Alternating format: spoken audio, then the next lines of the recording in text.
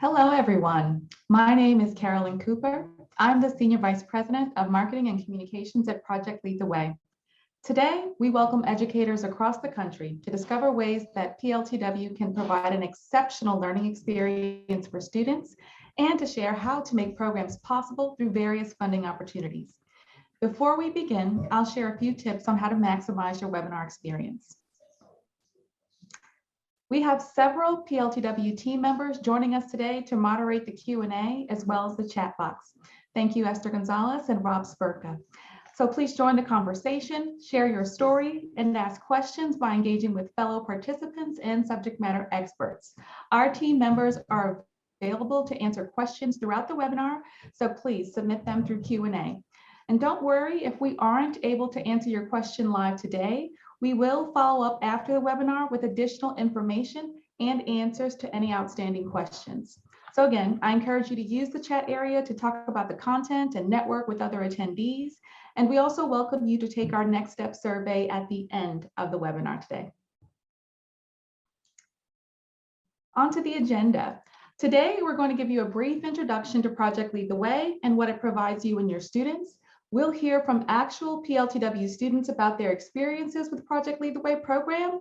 Then we will have a discussion with a panel of PLTW Gateway teachers and administrators about the successes they've had and how they've implemented as well as funded their middle school programs.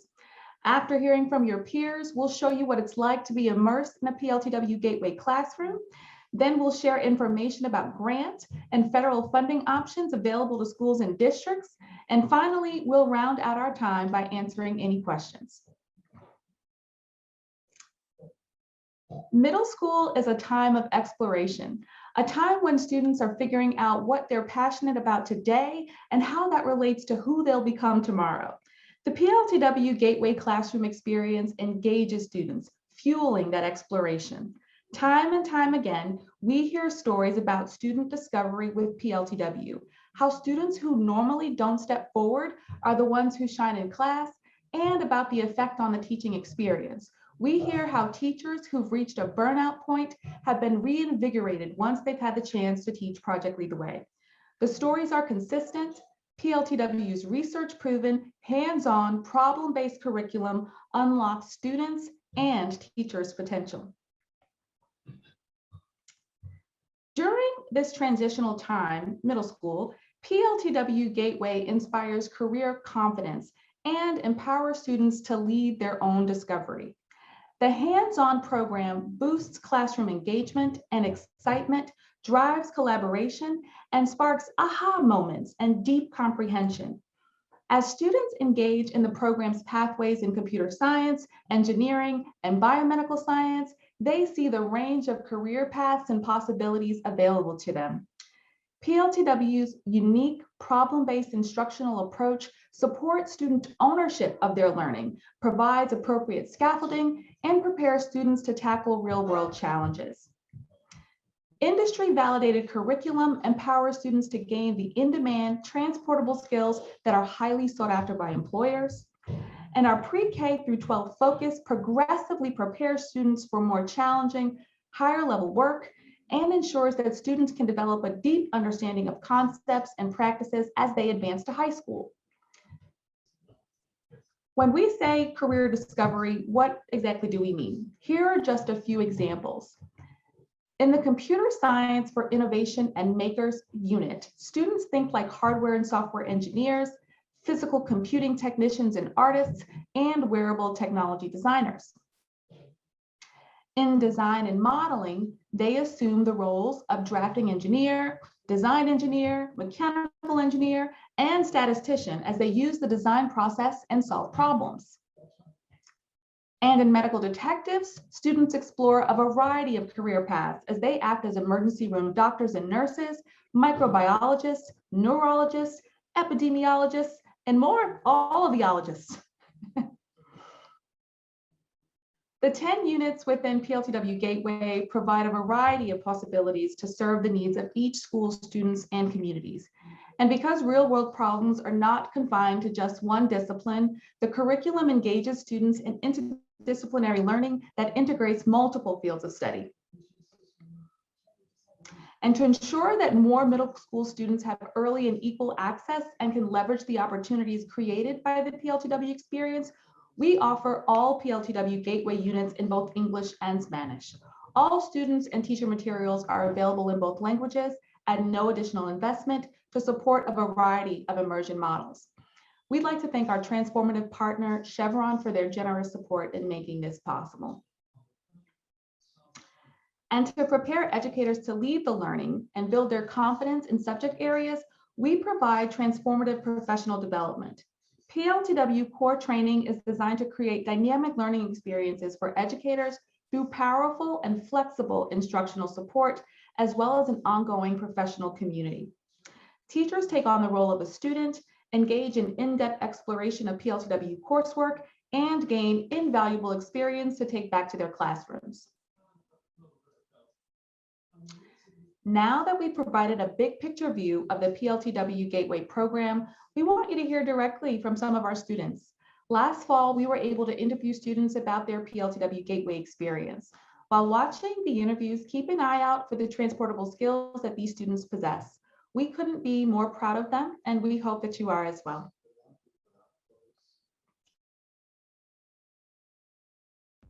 Back to the ESOL students, it's really been awesome to see them integrated into lessons. Most of the time, they're off to the side in the classroom, not really understanding everything, but, being able to have the Spanish curriculum, they're being able to work with the English speakers, not feel left out. My favorite thing about Project Lead the Way is working together as a team to build mechanical solutions to problems. The thing I enjoyed most about PLTW is being able to work with other people and do hands-on activities and problem solve on our own, helping each other, and yeah, it's just been a great experience. I've been through, like Mr. Max said, the courses, automation and robotics. I've been through app creators and in computer science for innovators and makers. And out of those three, my favorite has been app creators. Through this course, I've been able to find my passion for computer science. And it was just in 6th grade when I realized that I wanted to be a software engineer, have my future tech company. And it's just been, amazing since then. My favorite project I did in Project Lead the Way was definitely the toll booth. I really like this project because of the challenge of trying to make the moving parts work and not fail. The project that I enjoyed most and really loved in PLTW was the car project. So being able to create a car with your teammates and doing work and error codes and seeing what works and what doesn't, what's the most efficient way to build the car was really fun for me. And I also enjoyed the competitive side of everything, like talking with other groups and trying to make your car faster than other groups and using different techniques than them. And I really enjoyed that part of the car project.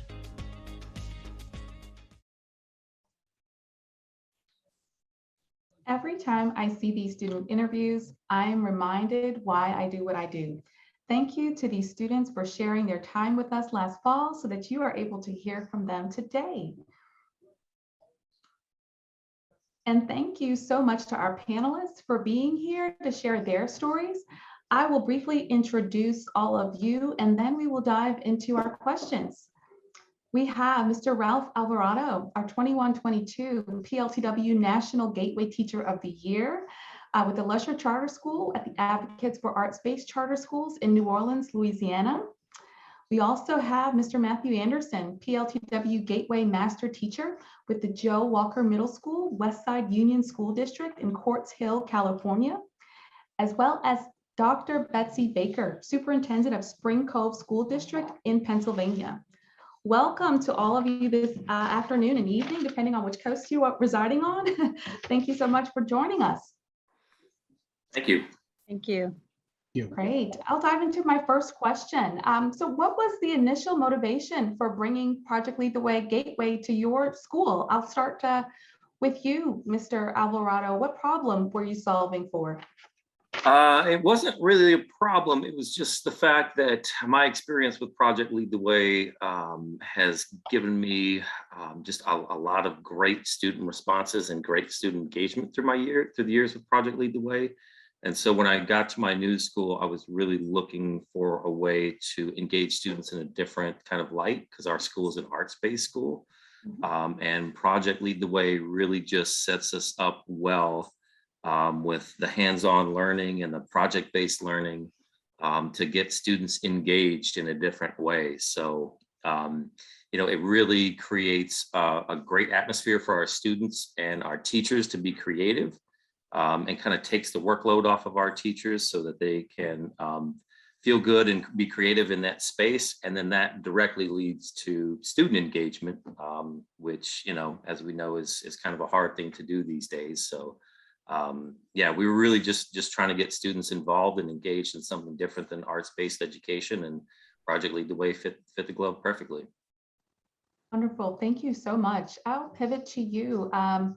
Mr. Anderson, what was the initial motivation for bringing PLTW Gateway to your school? When we first looked at it, I don't remember how long ago, 2008 or so, the big word about STEM and the career fields. Sorry, there's a fly flying around in here. But we went and visited. I don't think we were looking to solve a problem, but just to get the kids motivated in the project-based learning stuff. We went and visited a couple of schools. All of our district schools went, and only myself and my admin was really excited about it. So we brought it back. They sent me to training that summer for all the courses, and we haven't looked back yet. The entire district jumped on the bandwagon. The nice thing about it, I think the problem we solved for the kids not even knowing it, is that they're doing the engineering stuff and they don't even realize they're doing it. So that's great. How about you, Dr. Baker? When you brought Project Lead the Way to your district, what was your initial intent or motivation? Well, first, I can't take credit for bringing Project Lead the Way to our district. I've been here for approximately 5 years, and I would say it was probably 7 or 8 years ago that the prior superintendent began some Project Lead the Way courses at the high school level. And it is my understanding that he had a strong interest in engineering and was trying to get more of our students to go into engineering careers. And so he brought the Project Lead the Way courses to our high school to start to develop that interest. Excellent. Well, thank you. So talk to me a little bit. You all have, in some ways, started to mention some of the student engagement and motivation that you've been able to see, but what's been the impact of PLTW Gateway on your students? And you also start to touch on some of the teacher creativity, Mr. Alvarado, but I'd love to hear you all dive deeper there. What's been the impact of PLTW in your class? Yeah, I mean, it really spans the spectrum. I would say, just to give you a couple anecdotes, for like the higher students, it really brings out their confidence. They're so used to just kind of getting information and regurgitating on the test. When you tell them, like, just give them criteria and say, here's the criteria, now you have to be creative. They really kind of freak out at first. And then by the end of the class, they're on it and they've got it and they have confidence in themselves. And then kind of those, those challenging students that are on the kind of lower end of the spectrum, they're accessed in a completely different way that they haven't been accessed before. So they find learning fun in this classroom, and then they take that to the other classes and they can find learning fun there. So it really spans the spectrum on how it affects your students, but it's all positive and it's all fantastic. That's amazing. Thank you so much. I'll pivot to you, Dr. Baker. What's been the experience that you've observed in your classrooms? Well, like I said, we've had the program for approximately 7 or 8 years, and it's been a gradual introduction for us. With those initial courses that were started prior to my arrival, there were just a couple of our teachers trained, and those teachers were very excited about the program and their students. And that excitement, I think, just led to them, those couple of teachers asking me to please let them get trained in additional courses so they could teach other courses at the high school, or modules, gateway modules at the middle school as well. And that excitement just continued to grow, and then other teachers wanted involved. And at this point, we have now all of our K-8 students take all of the modules, so the launch program and the gateway program, K through 8. I will say that, I think Mr. Alvarado talked about the students kind of freaking out at first. I will say our teachers kind of freaked out at first when they first got the training. When we kind of moved it to everybody doing it, a few of them were overwhelmed by the training initially and scared. And honestly, some of the technology was above some of their capabilities initially, and that was a little bit frightening for them. But as they started to implement the program, I think the excitement of the students and the way that the students help to facilitate the learning and almost teach themselves in a lot of ways expanded their excitement, and they kept asking for more modules because we weren't doing all the modules initially, and it just has gradually built to now all of our K-8 students, and we've added additional courses at our high school as well. And we're seeing a lot more interest in our students, particularly in careers in the medical field and in like cybersecurity, those type of situations. That's great, Dr. Baker. I love what you just described in terms of students kind of partnering with teachers on leading the learning and becoming real independent in that regard. That's great. Love to hear from you, Mr. Anderson. What's been the impact on you as a teacher and on your students? I like how everybody else talked about how it started off small at first. I was the only teacher trained, and the first teachers were kind of like, okay, you got all these fun toys. What are you really learning? So once the kids got engaged and they saw how fun the project, I mean, it was like a wildfire that spread throughout the school. Also in our district, like Dr. Baker said, it went all the way down. The teachers wanted to get trained now. Kids wanted to be in that, that fun elective class. It wasn't looked at as much as an elective class anymore. The teacher buy-in we got was when I did the design and modeling with the puzzle cubes, how I go across curricular and the kids are actually going into the language arts or the math. And now the teachers buy into that more because of the cross curricular. It's affected our kids because we feed into the high school that got it eventually. And now they're in engineering schools, and the kids see that potential to go into the real world. So it's been fantastic. That's fantastic. Thank you so much. Both you, Dr. Baker, and you, Mr. Anderson, just touched on a little bit of where I wanted to go with my next question. Just the examples of how PLTW Gateway has supported or enhanced your focus on career exploration for students. I think both of you all started to kind of go down that path, but could you provide a few more examples or expand on the ones that you shared? I'll start with you, Dr. Baker. Okay. I would say, like I said, initially the engineering focus was why Project Lead the Way was brought into the district. I would say, I can't say that I think that a lot of our students have gone that pathway for some reason. I'm just not, I really can't say why they're interested in those courses, but they don't seem to choose engineering. I think that's more reflective of our community, probably just because they don't see those jobs in our area as much. The biomedical, I would say, has taken off. We've had to expand sections. Like we only had like one section of certain biomedical courses. We've had to add sections because of the interest in those electives. And we're seeing a great majority of our students going into careers in the medical profession. But we also have a couple of large hospitals and a couple of large healthcare facility, like nursing home facilities in our area. And those places are constantly looking for workers. So our students know there's a demand there. And also those facilities are honestly coming to us saying they need more workers in those areas, especially now since COVID hit. They're really short on workers. And so they're wanting us to encourage more students to go into those pathways. And I think the biomedical courses that we're offering is showing students more opportunities and gaining their interest there.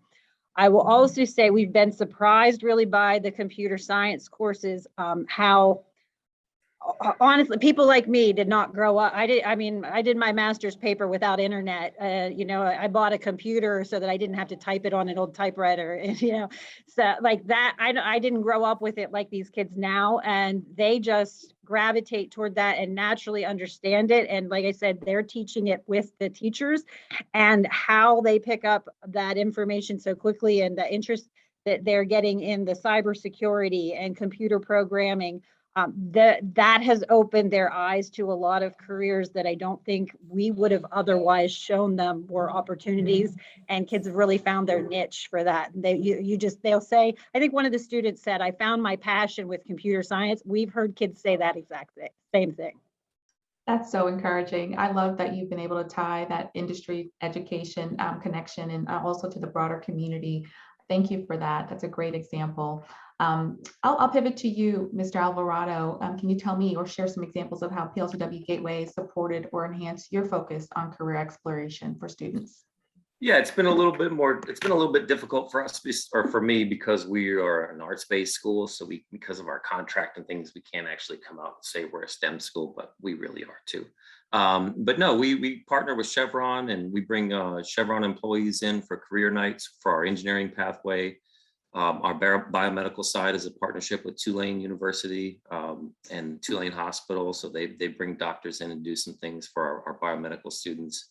And I've kind of struggled to do that with my Gateway students, but this year I actually partnered with 𝐲𝐻𝐻 Hospital and brought in some doctors and professionals that work on foot orthosis. And whenever we did our foot orthosis project, the doctors came in and sat down with the students in each group and gave them feedback and asked them questions.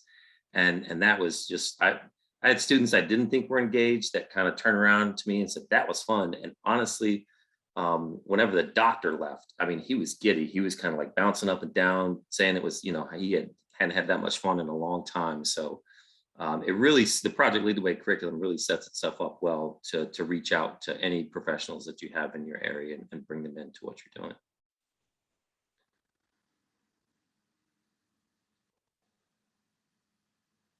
Carolyn, you're muted. Thank you so much. Thank you so much, Dr. Baker. Mr. Alvarado, I was just talking away and getting excited about whenever you hear a middle school student say that was exciting or fun, you've had a great lesson. So kudos to you. I'll pivot to you, Mr. Anderson. Can you talk to me a little bit about, how PLTW Gateway supported or enhanced your career focus on your focus on career exploration in your classroom with your students? Well, I'm just the opposite of Dr. Baker. The biomedical and the medical detectives and stuff, our kids aren't as excited about, but I'm fortunate enough to live in the Antelope Valley. They call it Aerospace Valley. So we have NASA, Edwards Air Force Base. They built the shuttle here, Northrop, Lockheed, Boeing.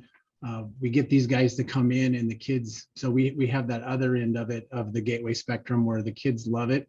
Like Mr. Alvarado said, when the industry professionals come in, the engineers, the test pilots, they see what the kids are doing in AR or one of the different Gateway subjects. They're like, I want to take your class. They didn't have this when I was in school. So I see the professionals getting fired up, and I always invite them in and say, come on in, you can take my class. And the kids are excited too, especially when they say, hey, this was a group that actually helped put someone on the moon. So we have the different end of it because we have the engineering area here, which the kids really enjoy that. So it's exciting to see the doctors and the professionals get as excited as our children. That's exciting. What a way to make a connection to the broader community. Thank you all. We'll pivot just a little bit and talk about the funding opportunities that you all may have used to implement your PLTW Gateway programs. So I'll start with you, Mr. Alvarado. Can you talk about what funding opportunities your school used to implement your program? Yes, ma'am. So I applied for the Project Lead the Way grants every year. We're fortunate enough to have a partnership with Chevron that we usually get some money through. I actually have a pretty good relationship with some folks on our PTSO, and they filled out PTSO grants through 𝐿OHs. So we've gotten some money through there. And just, any of the big industry partners, Shell, we've gotten some money through.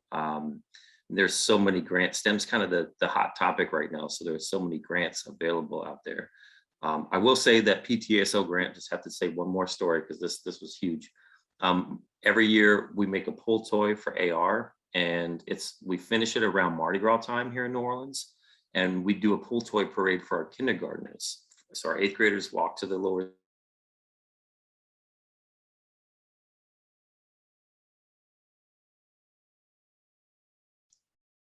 Okay, we might come back to Mr. Alvarado. He was in the middle of telling us a fantastic story, so hopefully he'll get back connected in a couple of seconds here. I'll pivot to you, Mr. Anderson, just to speak a bit about any of the funding. I know Mr. Alvarado was talking us through some of the PLTW. Oh, there you are. I stalled just long enough. for our Wi-Fi connection to catch up, Mr. Alvarado. Sorry, guys. No worries.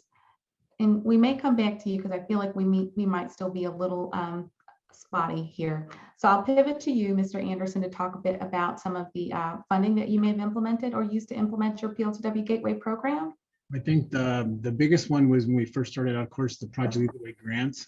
We got those several years in a row, and that really helped solidify kind of the base of our entire program, which helped us out because, you know, it's not cheap to get this stuff. But no, the local grants, we get local grants from the different Lockheed Martins and stuff like that. I also use the Donors Choose a lot. I know they partner with a lot of people. And then of course, like Mr. Alvarado said, the local grants, and there's grants, everything because STEM related. And I know the cybersecurity and computer science is a big one that I'm trying to get more of at our school. But the Project Lead the Way grant stuff, local grants are great. And hopefully Mr. Alvarado comes back because we do the pull toy thing and I want to hear how they do it at Mardi Gras too. That's really cool. So, but no, the Project Lead the Way grant page is a great place to start. Thank you so much, Mr. Anderson. And I do see you have joined us, Mr. Alvarado. We'd love to finish hearing about your pull toy parade for kindergarten. You've got us all on the edge of our seats. Yeah, so we do that pull toy parade every year. The kindergartner went home and went to his mom and told him that he had the best day of school in his life, and that you know, looking at our pull toys. And it just so happened that his mom was the PTSO president. She contacted me and said, "How can I help you?" I said, "I need new computers." She wrote a grant. We got new laptops. So, you know, there are a lot of grants and like pathways that we just kind of are used to getting money from, but really like stretch it out, get out there and put your program out there, and you never know what can come from exposure that you get. So yeah, That's that was great. it. What a good story. And thank you, Mr. Anderson, for highlighting your activation of the PLTW grants and other community funded partnerships and grants. That's fantastic. Dr. Baker, I'll round us out with you. What funding sources did you use to implement or sustain your program since it precedes your tenure? I think they mentioned a lot of the supplies are very expensive. What we've found is really the expense is the startup costs. Once you get started, incorporating the annual cost into the budget is not that difficult. So what we have tried to do is find grants to get the startup of the program, and then we just incorporate it into the line items of our standard budget to continue the program moving forward. So as far as the grants we've utilized, the America's Farmers Grow Rural Education grants. I think that program has changed a little bit, but that was one that we utilized initially to get some of the initial courses started. We've also used a lot of our federal funding, like particularly our Title IV funding can be used for STEM. So we've used that grant to start some of our courses. In Pennsylvania, there's a program for grants called PA Smart Grants that were started 2 years ago. We can apply for up to $500,000 through that program. So we utilized that last year, or I guess it was about 2 years ago now, to expand our program in our district significantly, with all really $500,000 going to expand programming and new computers and different things to support the program. And then we wrote a second $500,000 PA Smart Grant, and we really only needed about $300,000 of that to finish out our program. So we used the other $200,000 to expand the program in our area. We partnered with another school nearby us, a very small school that didn't have the funding to do the program, and we were able to get them all of the launch modules for their elementary schools. And then we partnered with all of the Head Starts and pre-K counts in our county so that all of our preschoolers were able to get the preschool program from Project Lead the Way. So because we don't have a preschool in our school district, so then all of those preschools feed into our schools and the other schools in our county. So we used the other $200,000 to get those programs for them. At this point, then, I mean, we pretty much have all of the modules that we're doing, every module K-8, and all the courses that we can fit into our program at the high school. So we're not really looking at adding courses at this point. We're just sustaining the program through our standard budget.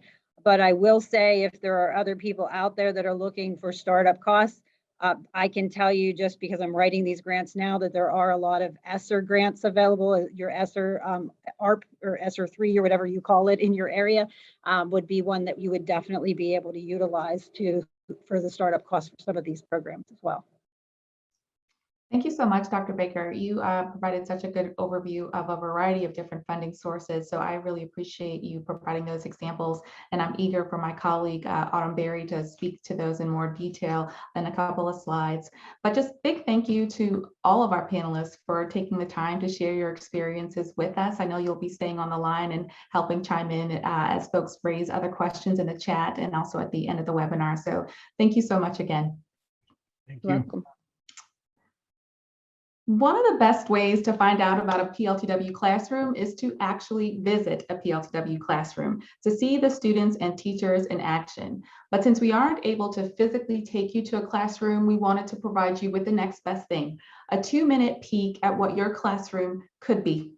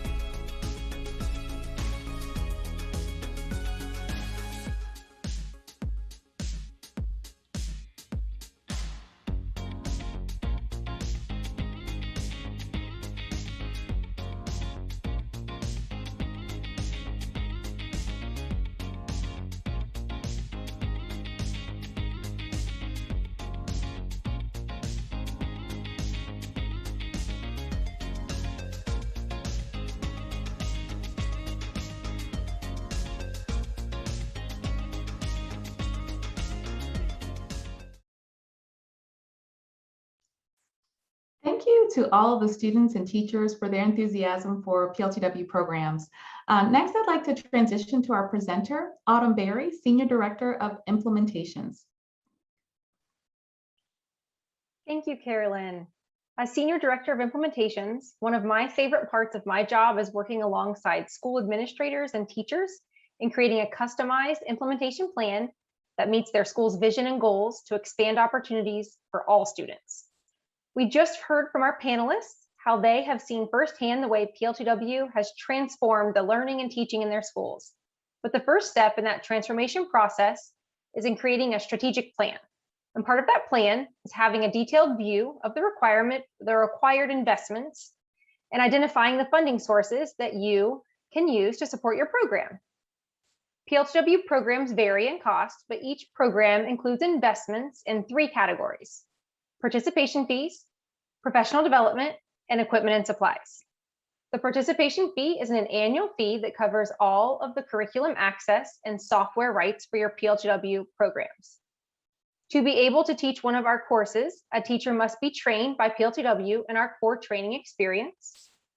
This is an online training led by some of the best PLTW teachers in the country. Lastly, our curriculum is project-based and very hands-on. So there are some equipment and supplies that you will need for your implementation. So now that we know more about the investments needed, let's talk about some of the funding opportunities to help you grow your programs. Every year, we have a wide variety of PLTW grants available for all programs, including brand new programs and program expansion.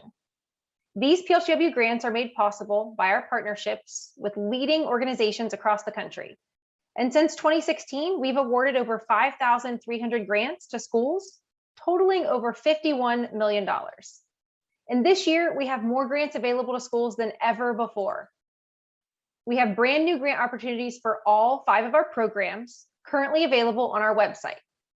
These new PLTW grants will cover the cost of teacher training, as well as program participation fees for the next 2 years.